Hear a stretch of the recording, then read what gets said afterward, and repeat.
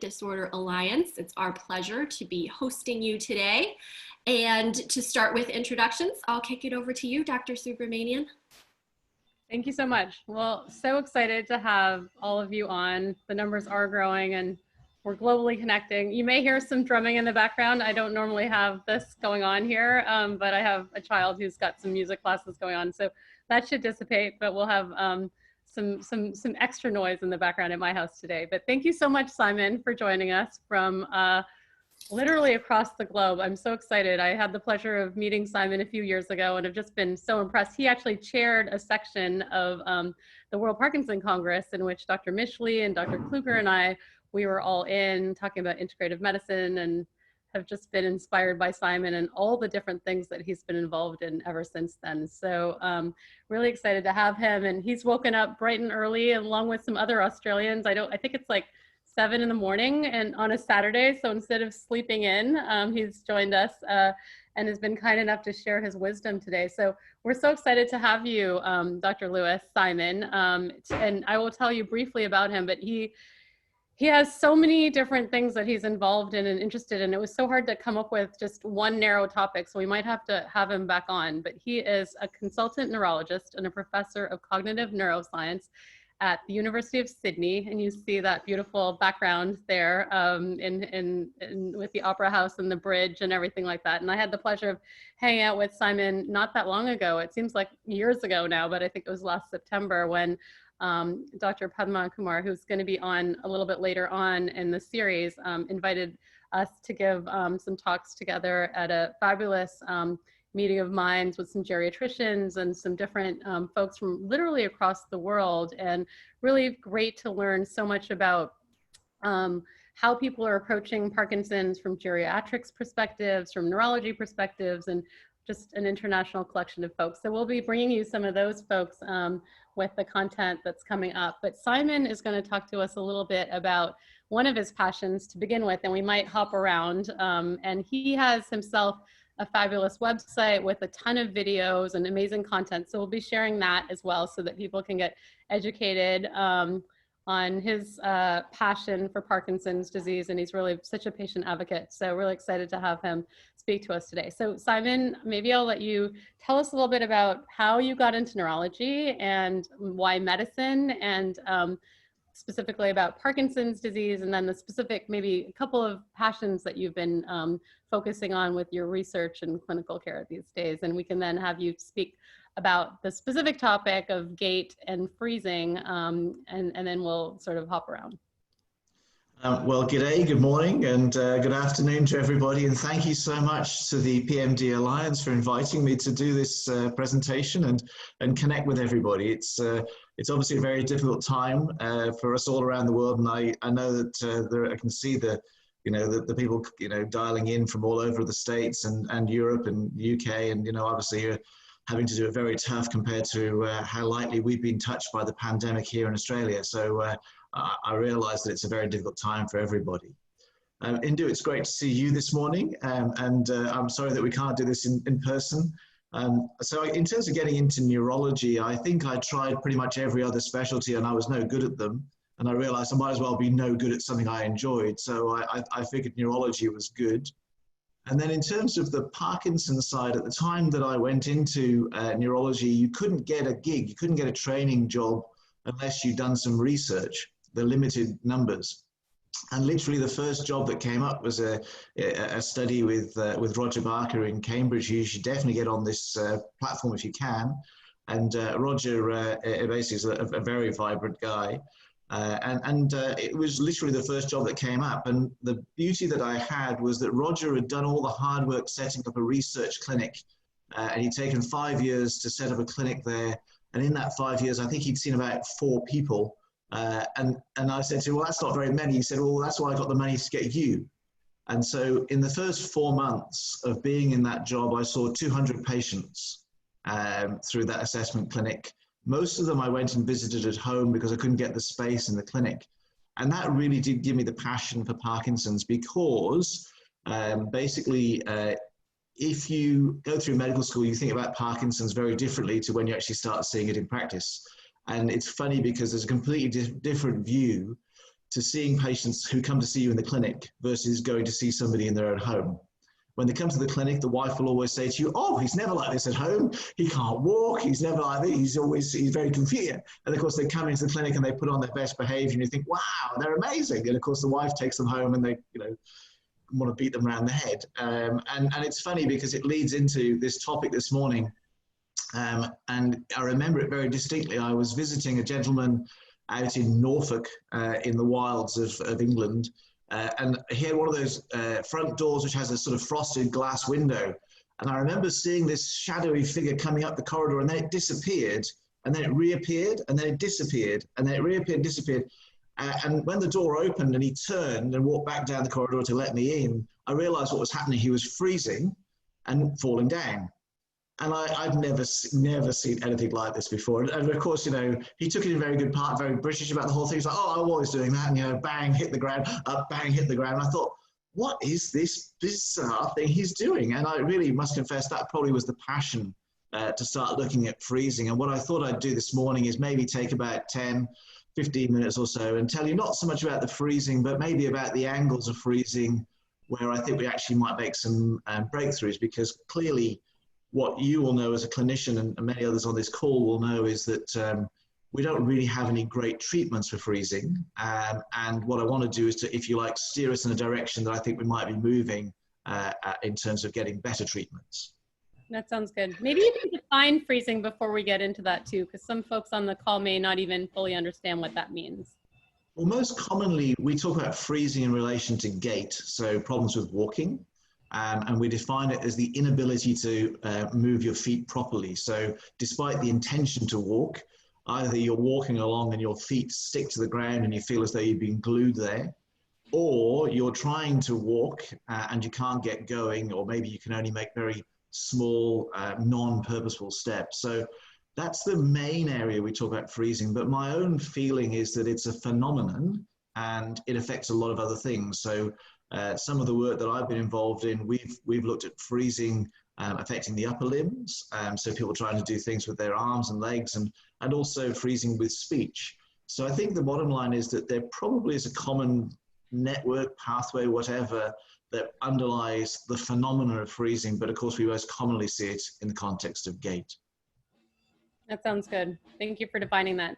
You can go ahead maybe and show, do you want to start with your slides? Is that? Yeah, so what I might do is I might try and share my screen. And what do they say? This worked beautifully in rehearsal, so we'll see how it goes. So hopefully my slides are about to show in a slideshow view. There we go. So I want to talk about defrosting Parkinson's disease. This is the title of the paper I wanted to write, and Roger Barker never let me write it because he thought it was a bit too jokey.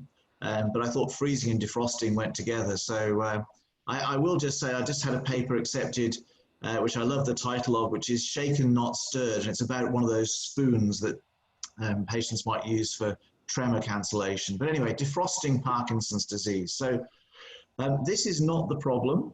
So this is my family gate at home back in Wales with all the freezing on it. But that's not the gate freezing we're talking about. What we're actually talking about is this problem. If you look at these panels, you can see problems like problems starting to walk, so initiation of gait, turning on the spot there, a guy taking a left turn as he goes around the corner, freezing, the video not playing so well. And you can see the doorway freezing as well, so patients getting stuck. So lots of different triggers to this phenomenon of freezing. And it's common.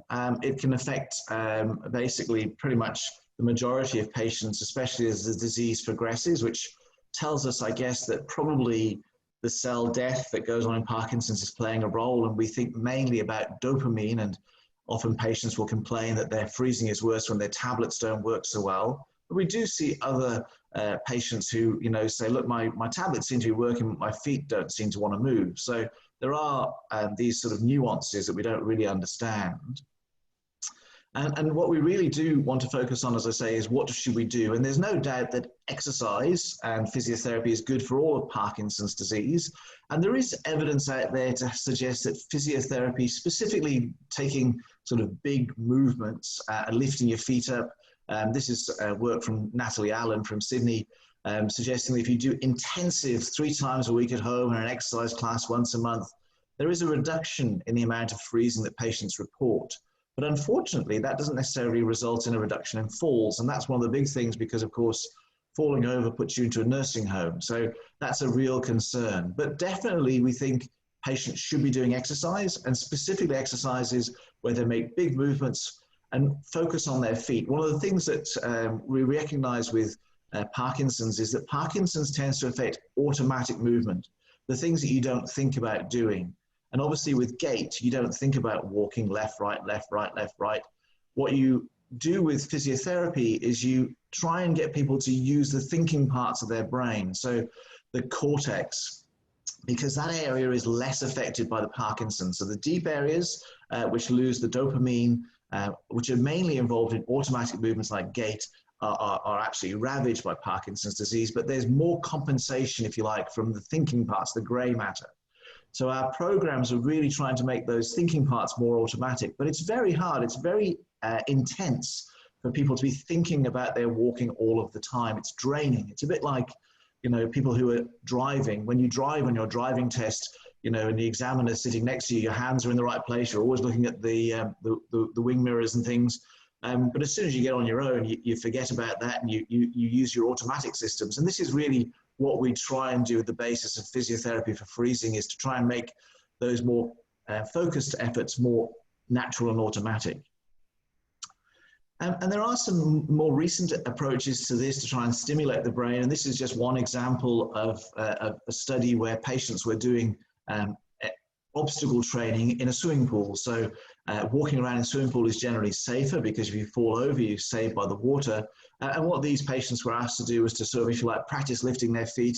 And it just sort of speaks to the fact that in actual fact, if you're worried about freezing and doing home exercises, then perhaps working out in the pool might be a good way for you to counter some of those concerns. And it does seem as though it might help with the programming of the brain and reduce the freezing.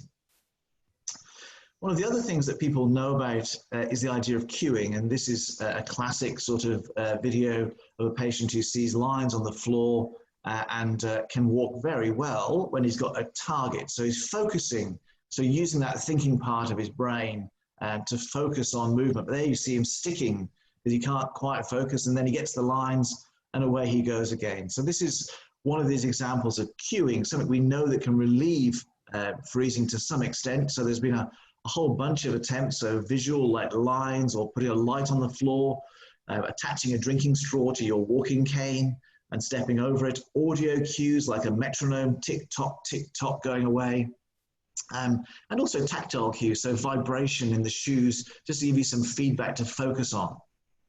So these have all been explored a little bit. And one of the things I wanted to point out, I think you've had Bas Bloom, a good friend of mine, on this program recently. So Bas Bloom has been very important across a whole range of Parkinson's work, but has been heavily involved in freezing of gait. But I wondered if you had noticed when you interviewed him, the very clear similarities between Bas and this guy. This is Dr. Emmett Brown from Back to the Future, which of course has its own Parkinson's connections. And I think you can see that there is more than just a passing similarity between Bas and Dr. Brown. And then when you look at Bas's work, you can see that there's probably been inspired, because this is work from Bas Bloom with laser shoes. So these are little lasers that fit over your shoes and project that line onto the floor.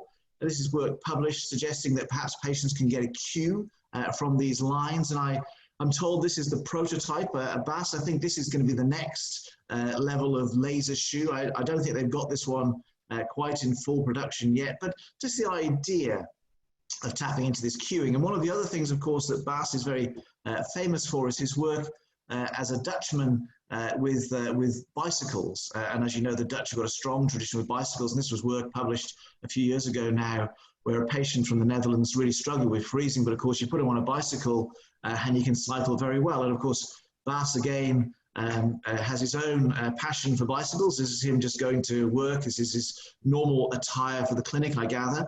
In the Netherlands, this is pretty standard.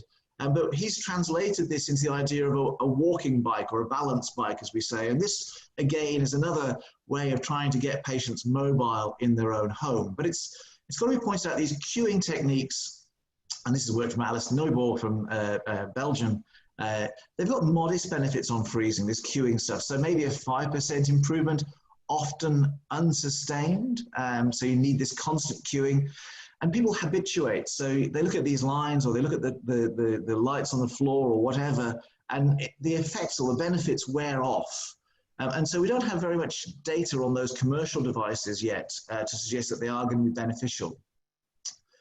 What about other approaches? Well, this is work from my own team, the idea that perhaps if we can get the brain working a bit better, and this is the idea of using cognitive training to improve processing speed in terms of improving freezing of gait. And indeed, we did show that if we could give people cognitive training to work on their ability to think faster, if you like, that their freezing was improved when they were off their medication. So there are definitely links between freezing and cognition, for example, as well as anxiety and mood. So these are all things that we should be thinking about more in terms of future therapies.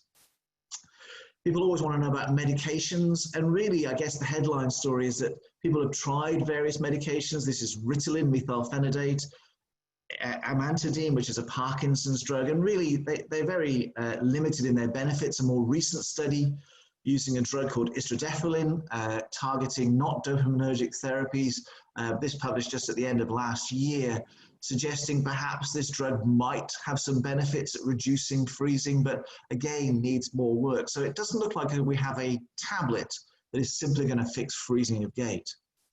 So then, and I noticed already somebody had asked about surgery for freezing. And it is true to say that the normal deep brain stimulation surgery that's done can improve freezing of gait in Parkinson's disease, especially if patients are mainly getting their freezing at times when their tablets aren't working so well, what we call off periods. So if you've got a real indication to have that kind of surgery because your tablets don't work consistently during the day, and you have freezing during those bad periods, the surgery can certainly help. But people have been looking at targeting other areas of the brain. And there's an area deep in the brain called the pedunculopontine nucleus, which effectively is very deep, lower in the brain than we normally operate, down in the brain stem. And there have been a number of experts who've been advocating this surgery, such as Wes Thevathasan, who's based in Melbourne now, but did his work in Oxford, targeting this area of the brain stem. And these studies have been pretty small. They've been a bit mixed in terms of their results. And it's difficult to know whether we should advise this for all of our patients. But certainly, I mean, this is a video of one of the patients I've seen. This is him having had this stimulation to this deep part of the brain, and they've turned off the stimulator in this video, and you can see his feet sticking there as he tries to turn. And then when we turn on his stimulator, and this is one of Paul Silverstein's patients here in Sydney, so you can see him sticking there with his stimulator turned off. But when the stimulator is turned on, you can see what looks like a pretty major improvement. So I think perhaps in the right patient, targeting this region of the brain may be an efficient strategy.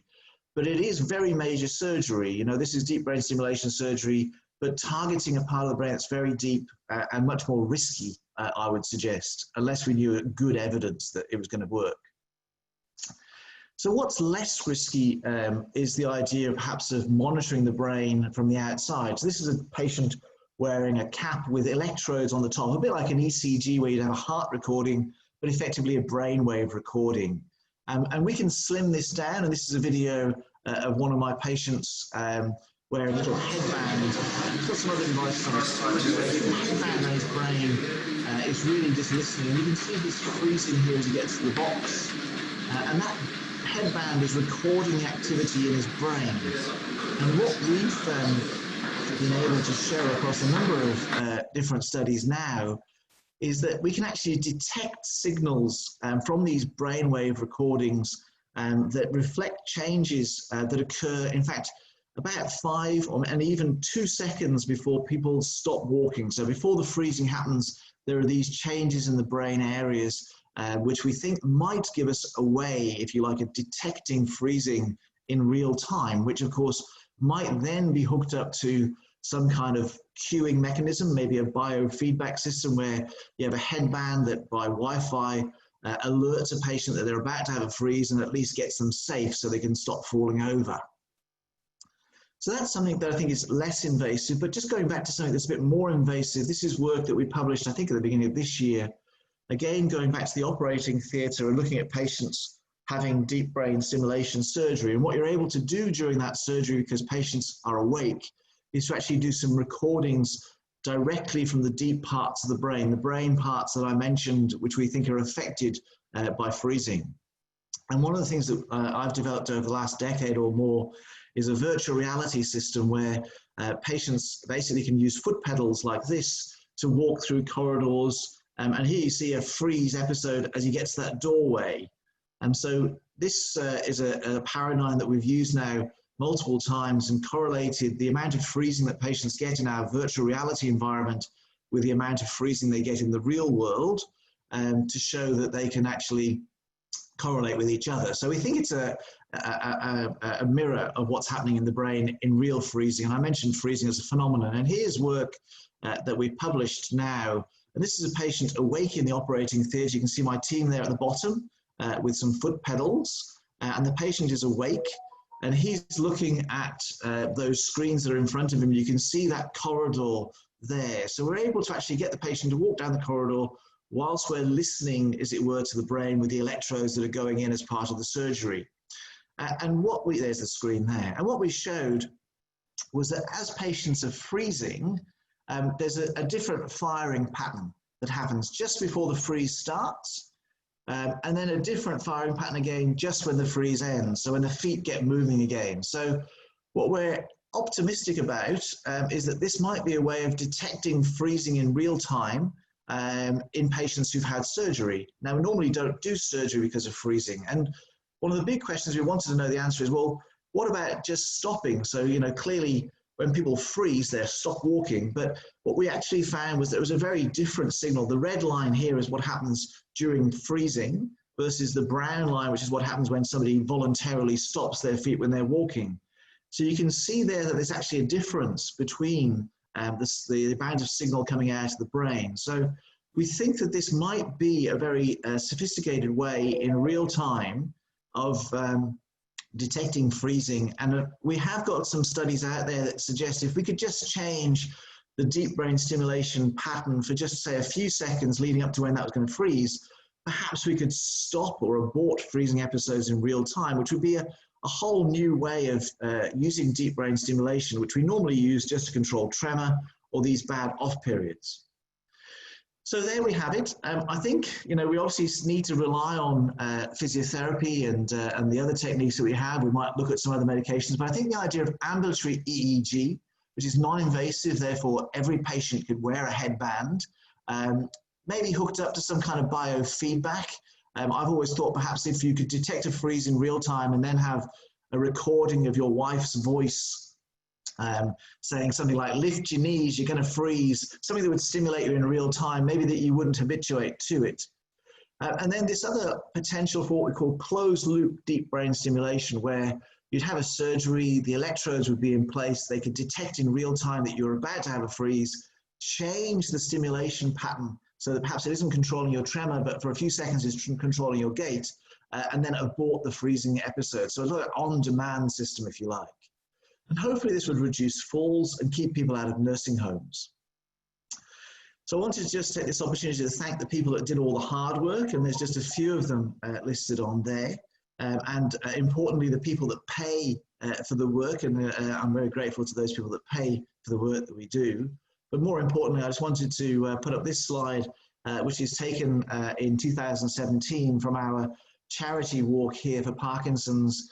This is my research team dressed up in attire to celebrate the 200-year anniversary of James Parkinson's first description of the disease. But basically just to remind me that none of this work can happen without the efforts of all the team and the students and the nurses and the junior doctors that I train. So I wanted to thank them for putting in all their hard work, and they really appreciate all the patients that we work with to try and improve the quality of life with these problems like freezing. And with that, I'll stop my sharing and pause to take any questions you might have.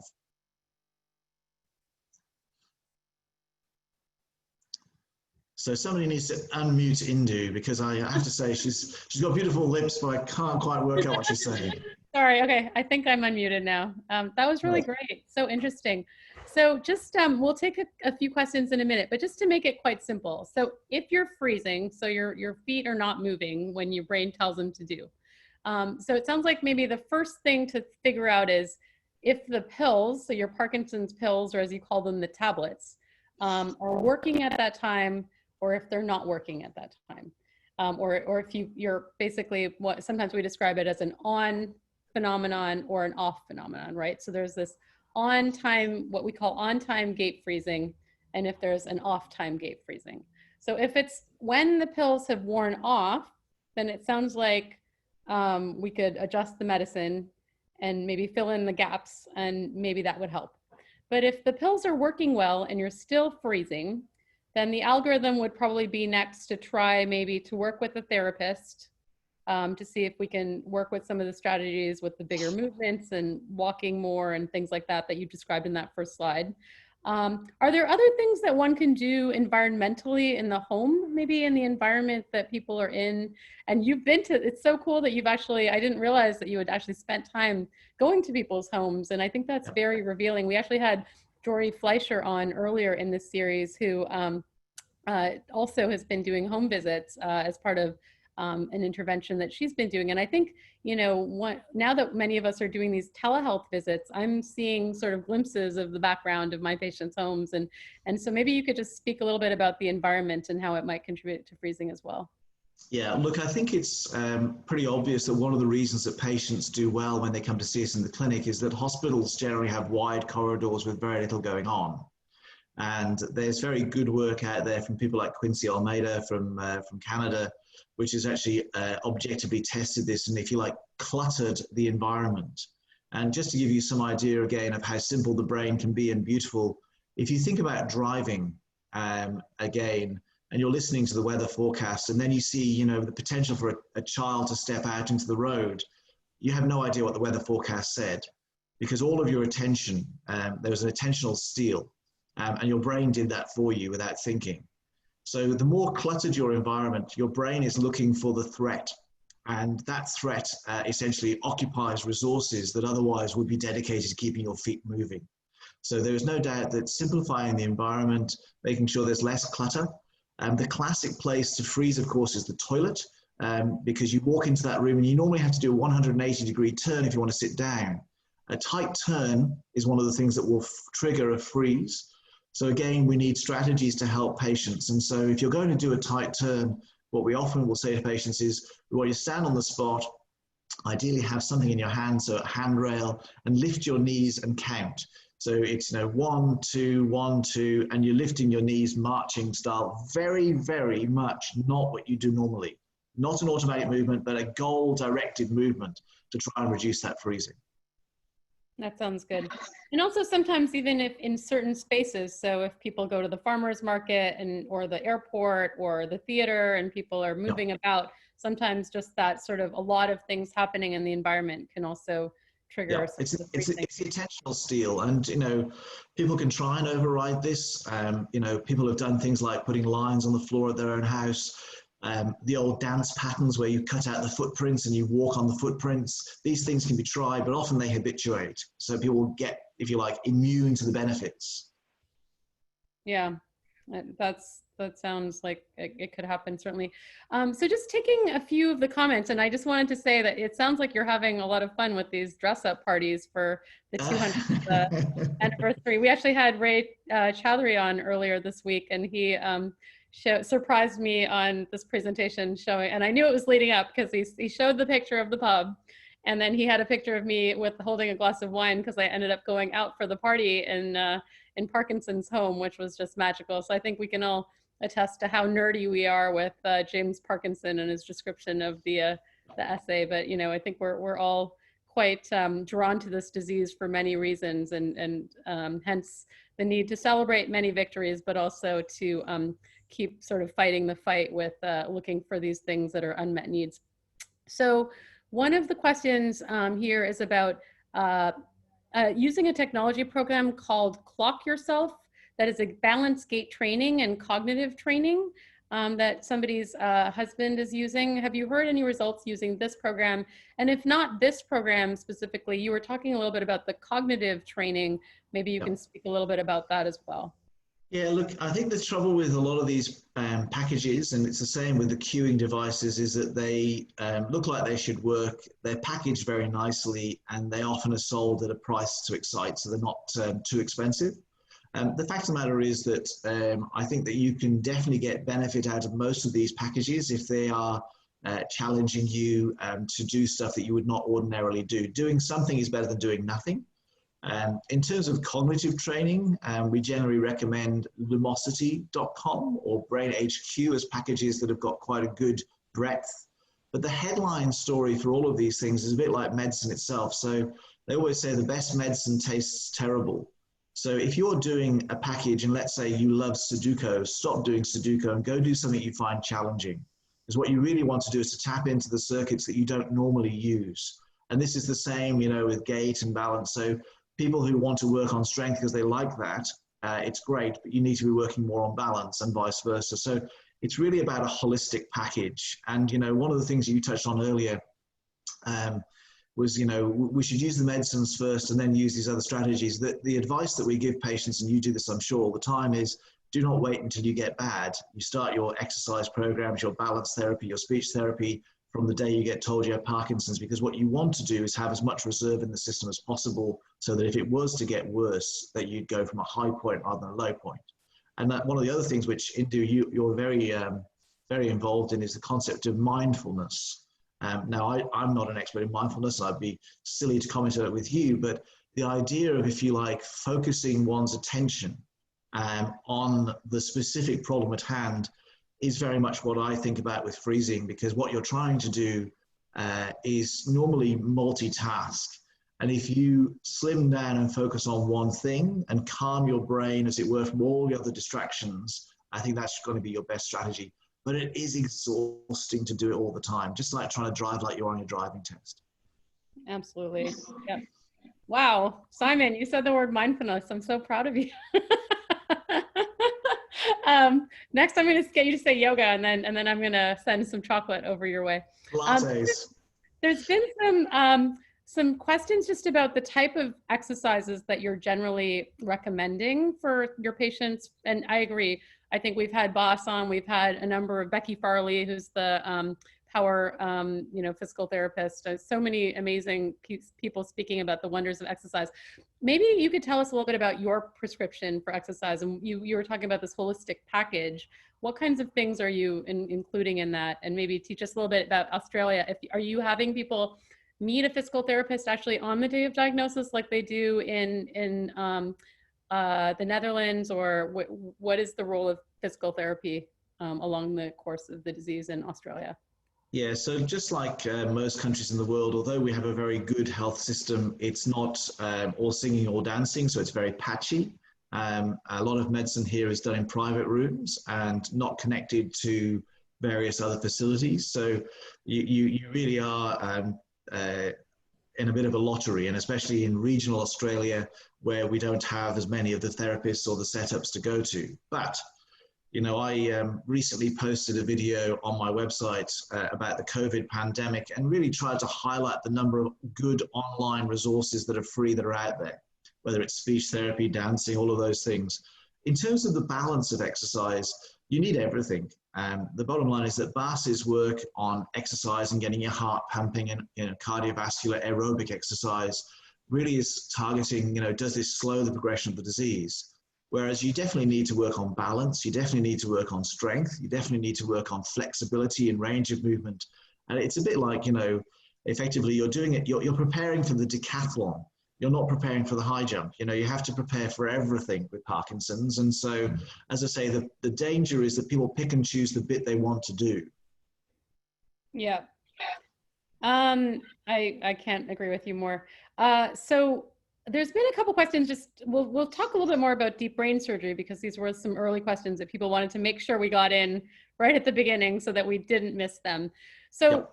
What are the benefits of deep brain surgery from your perspective in Parkinson's disease on gait, shuffling steps freezing, things like that. Could you speak to what you think could for help? sure. So look, there are two indications for surgery. One is uncontrollable tremor that doesn't respond to medications. And the other is periods where you don't have good control because your pills aren't working.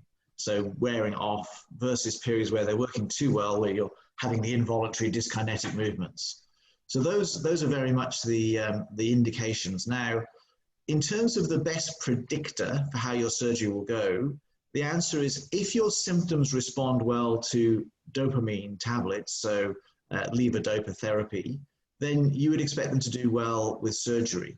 So we know, for example, that balance does not seem to be improved by having levodopa. You know, those balance mechanisms don't seem to be improved by the tablets. But if you're slow and your steps are shuffling because you're stiff and you're slow, and that does respond to your Parkinson drug for periods of the day, then you'd say, yes, that surgery should help. But if you feel that actually it doesn't improve with your Parkinson's therapy, even at your very best, the likelihood of the surgery doing the better job is very low, very, very low. So this is why I'm saying that with freezing, which doesn't seem to respond well to tablets, pills, the truth is that we really need to find a new therapy, which is why you may be targeting deep brain stimulation, but not all the time, not having it switched on for freezing, but just changing the settings at those times when you're about to have a freeze would be the strategy that I would advocate. That sounds good. There's also a question here about falls and fall prediction. Are gait, abnormalities in gait and fall prediction tied together always, or are there other things that influence falls? There are lots of other things that influence falls. One needs to rule out other causes. So obviously fainting, which is one of the things that we see as a postural hypotension. So we see that in advanced Parkinson's. But I think the question is that there is an overlap between falls, balance, and freezing or gait. But it's not that tight. So I've seen lots of patients with freezing who have fantastic balance. But in actual fact, what happens is that as you're moving forwards, your momentum is carrying you forwards. If your feet then stick to the ground, your center of mass still goes forward and you can't correct your balance because your feet can't move. And the classic example, as I say, is turning. So, you know, you go into the toilet, you're about to turn around, your momentum is taking you one direction, your feet can't compensate. And so it's not necessarily the balance mechanism, but the combination of not being able to move your feet that's the problem. So we really need to get into the bottom line of what it is that's driving the balance problems. That sounds good. And unfortunately, we don't have tablets for balance. If we had great tablets for balance, I'd take them. And so the truth is that we need to, get people to do those physiotherapy and balance exercises. And of course, we all have a home gym. It's called a chair. If you stand behind it on one leg with your eyes closed, singing the national anthem backwards, you will be challenging your brain. And so these are the sorts of things that everybody can do. But of course, what happens is that patients will look at you and go, well, that sounds like hard work. Can't I just have a tablet instead? No, there's no side effects from this. Do this instead, it's better.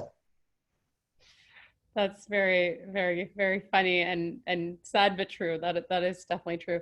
What about the role of music in walking and gait and freezing?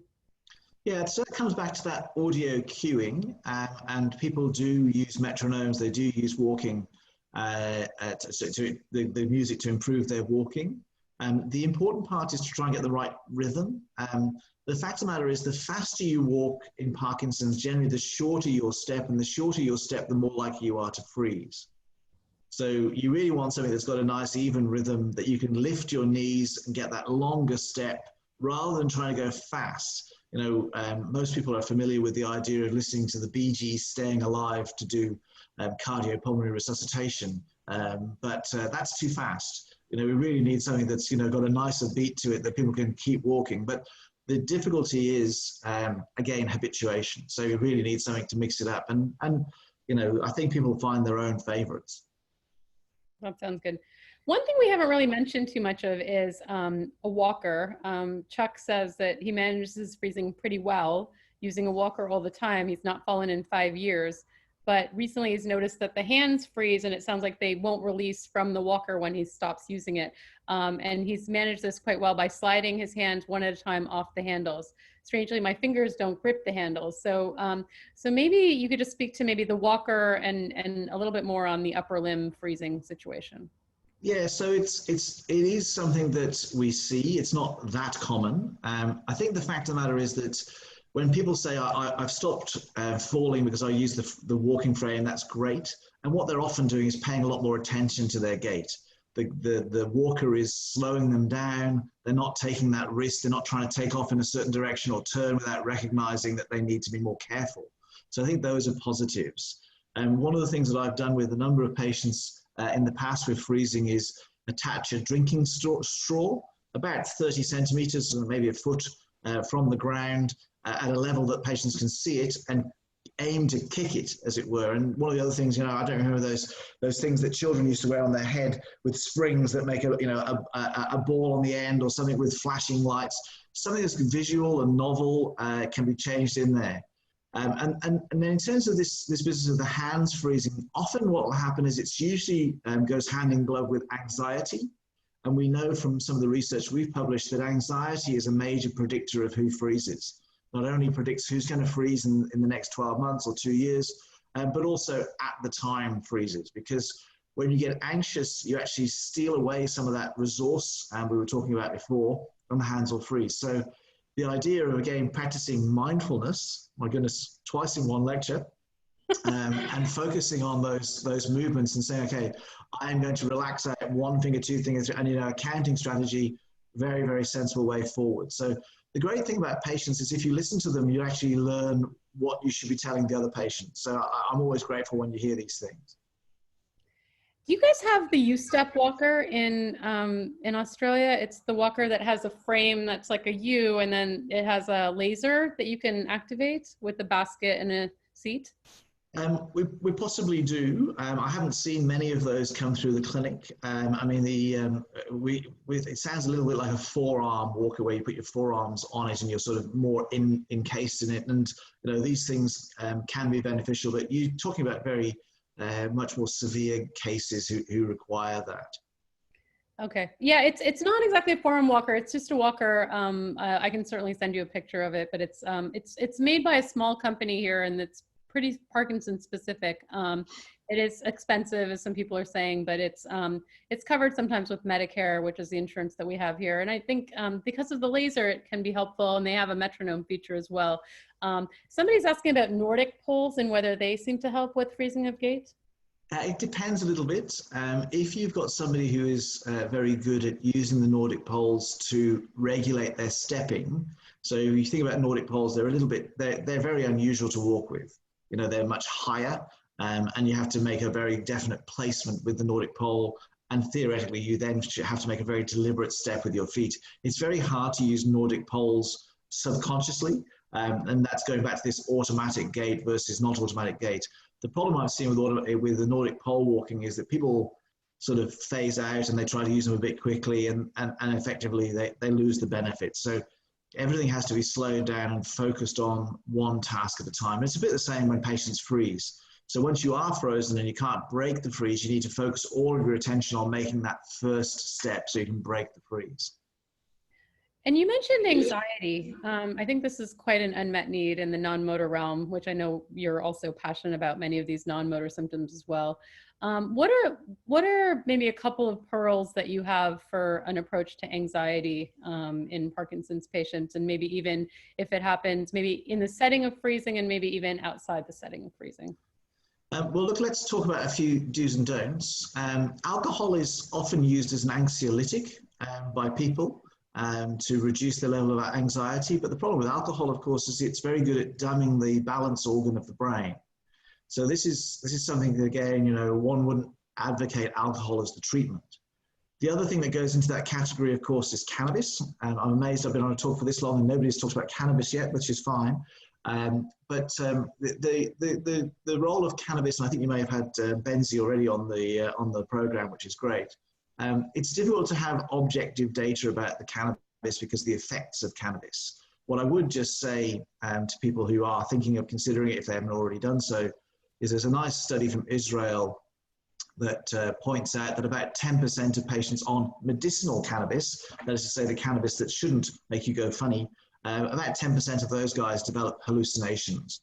So you have to be very careful about using cannabis, but certainly as a way of bringing down anxiety and therefore helping gait, there are strategies around this, and there isn't good data. In terms of other things, in terms of reducing anxiety, clearly time pressure is one of the things that patients with Parkinson's often fall over with. If you're trying to rush, and you mentioned, busy environments like train stations or airports, not that we can go to airports or train stations that much currently, but effectively those are areas where you're trying to rush. That's when you get more freezing because you get more anxiety. And so I think if you can slow things down and try and, if you like, focus, as I say, on the one task, that's going to be your best strategy. Yeah, and sometimes even taking a time out a little bit. So, there's a lot of things going on, and just sort of, I say, from the mindfulness or even some of the yoga background of just, kind of closing your eyes for a second if you're sitting, or if you can, or just taking a few deep breaths and sort of disconnecting from the environment, and then resetting and then restarting sometimes is kind of, when we're sort of failing, let's say, to stand up from a seated position, and you're getting frustrated by trying to move your feet at the beginning, maybe just taking a minute or two and then resetting and restarting sometimes can be helpful as well. Absolutely, absolutely. So a few quick questions, since Simon, you wanted me to put you on the spot a little bit. This, I think, was a hope for you, is to be kind of grilled a little bit by me. So I wanted to ask you, we've been doing a lot of things about advocacy, and we're really thinking outside the box in this series. Like, we're not talking about standard things that we would be approaching patients with in your, average meeting. I think we're thinking about, outside the box. So if you were to pick maybe 3 things that patients should be advocating for around the world when it comes to Parkinson's, and since Boss is a friend of yours, we have, been talking a little bit about the Ending Parkinson's, Ending PD book. Maybe you could just tell us, in your mind, having been, a leader in this field for a number of years, what your thoughts are and how patients can advocate for themselves, and what the main things are that you feel are important. Well, I think the first thing is that one of the big problems with having Parkinson's, and often across a lot of diseases, is that you often feel as though somebody else, this is a big problem, and someone should do something. Well, that someone is you, and nobody else is going to write to your local politician, your local hospital, and so when I think about the support group movements across Australia, they generally have membership, but the membership is a very small percentage of the patients out there in the community that have the condition. But even in that membership of motivated people, it's very hard to get them motivated enough to be a loud voice. And, we're currently seeing a whole range of terrible events across the world, which have actually galvanized people, because in actual fact, we haven't done it before. Various protests and rallies going on. And what I think, I don't want us to become too political, but I think the bottom line is that if we all take the opinion that somebody should be doing something and forget the fact that that somebody is you, and really patients being that person, and the politicians, if you talk to them, and I spend a bit of time talking to politicians, they're worried about votes. And the bottom line is that you know this yourself. If you have one compliment, it doesn't rank the same as one complaint. And the fact of the matter is, if 10 people are complaining, it's a real problem for a politician or a hospital. So if you don't have a service like, well, how do we get, access, to Parkinson nurses, physiotherapists, a coordinated package of care, which everybody would agree is going to improve the quality of life of people out there living with Parkinson's. And let's not forget, the impact is not just the patient, it's the families, the caregivers, the wives, the husbands, whoever. And in actual fact, we just need people to be a bit more galvanized. Now, how we get them all on the same page is tricky, because everyone's got a local problem. So, in America, you could say, well, we don't have a universal healthcare system that's going to serve everybody. And you go, well, that's possibly different to, say, in the UK, where they've already got a network of Parkinson's nurses, and their challenges might be that they want access to the advanced therapies. So we do need people to be coordinating things. And this is where, I guess, one of the things that I've always felt, and I think my wife regards me as a show pony, because I'll go on television for anything to do with Parkinson's, because I feel like I have a voice, and a lot of patients don't. So effectively, we need to set the agenda, but we need to be listening to patients to say, look, we think this is the important thing. Hopefully you're with us. If you're not, tell us what the important thing is. So I think that's, one of the roles that we have. But in actual fact, the heavy lifting here is in the number of patients and their families that are out there. And the great thing about social media is it's very much easier now to get a movement going. That sounds really and Karen says here, Professor Lewis is right. We got funding for a movement disorder center by going to our legislature and telling them our needs. And it sounds like Karen's from New Mexico. So I think starting local, but connecting with these through I think support groups like this, and we've got a global connection here. And I agree. I think that we are fighting for many things and resetting many ideas, and it's sort of like the world is sort of on pause a little bit, and maybe we can really think about silver linings to move forward with in helping our patients and healthcare in general. So I think that's exciting. Okay, well, that was a good answer. So Simon, you've been, treating Parkinson's and the motor symptoms, the non-motor symptoms, all these different things. What are your top 3 unmet needs in the symptom, sort of world of Parkinson's, would you say? Look, I think the truth is that I guess I'm if I was going to say these things, that if you look at what puts people into nursing homes, it's dementia, psychosis, which essentially is hallucinations and delusions, and falls. So, we've already talked about falls in the context of freezing, but the other side of it, which we talked about briefly, was the fact that we don't have much that will improve balance. So, are there mechanisms whereby, we could deal with this?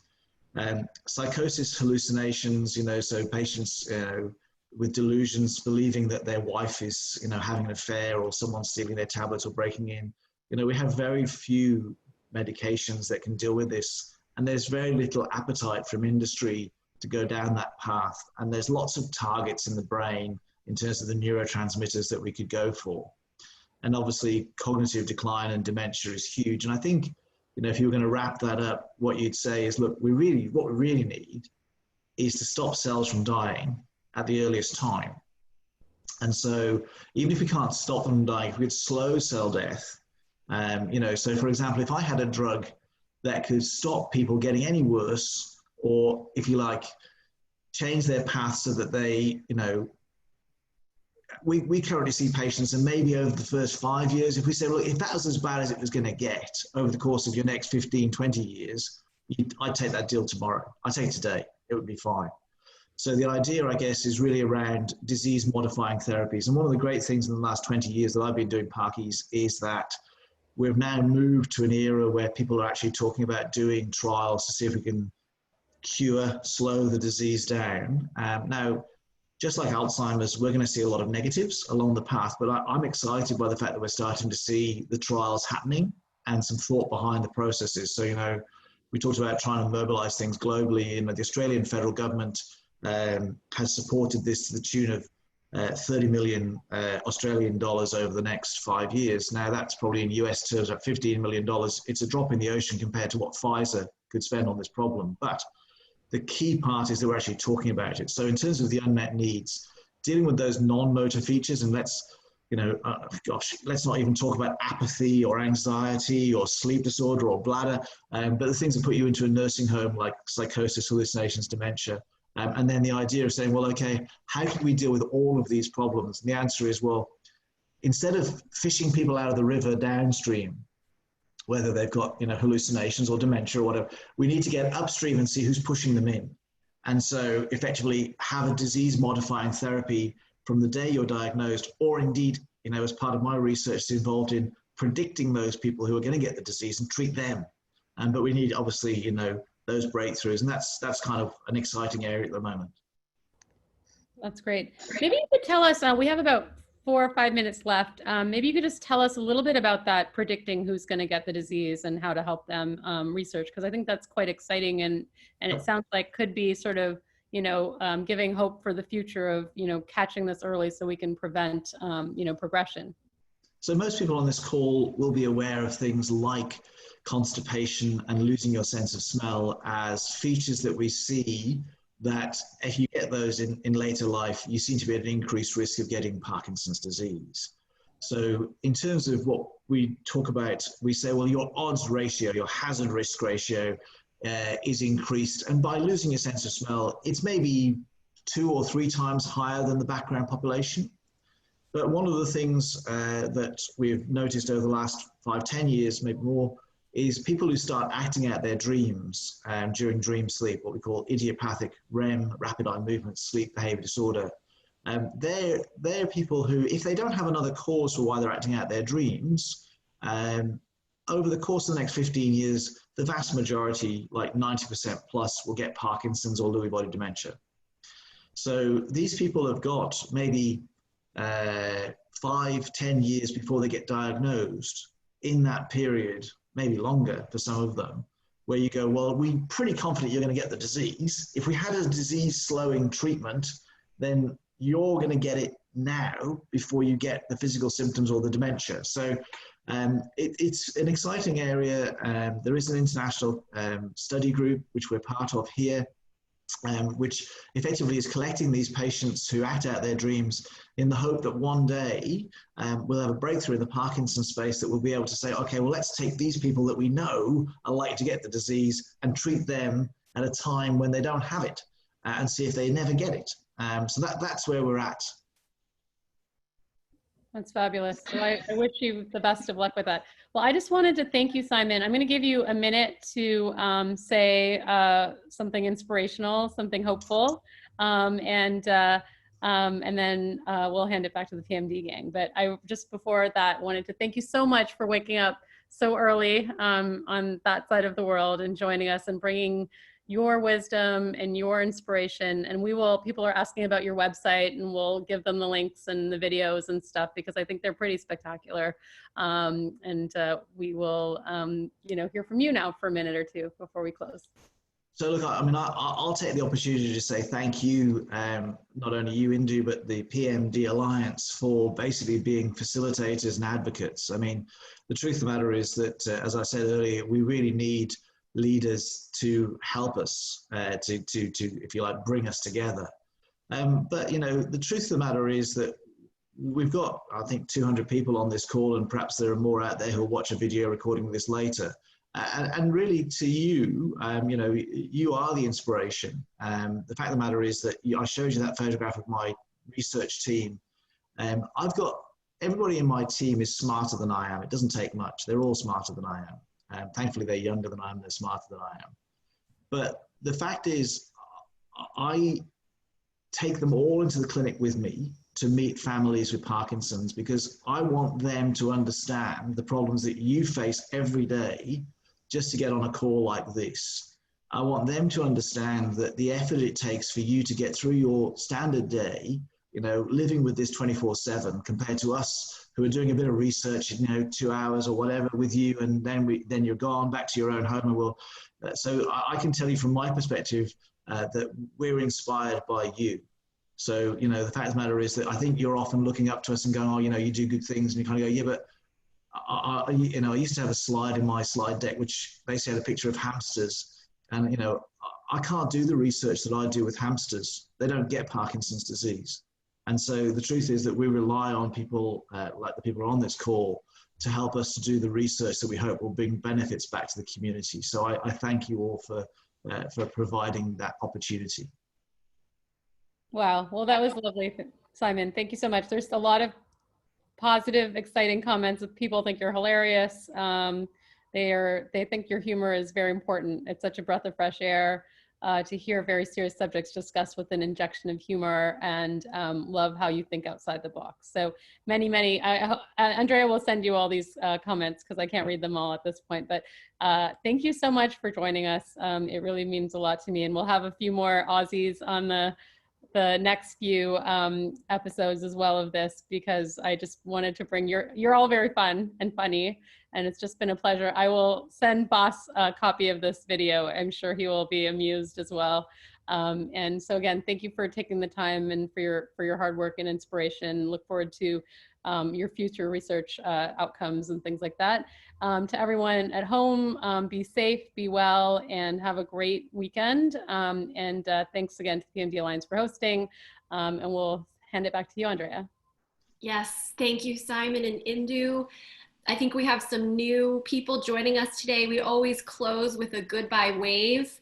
And so turn on your video and we have some across the ocean eye contact. I love scrolling through the video. If you put it in gallery mode and hit the blue arrow on the right, you can see dozens and dozens and hundreds of friends smiling and waving from across the country. It's so good to see all of you. Thank you so much for joining us and have a great weekend. Bye, everyone. Bye. Thank you. Thank you so much.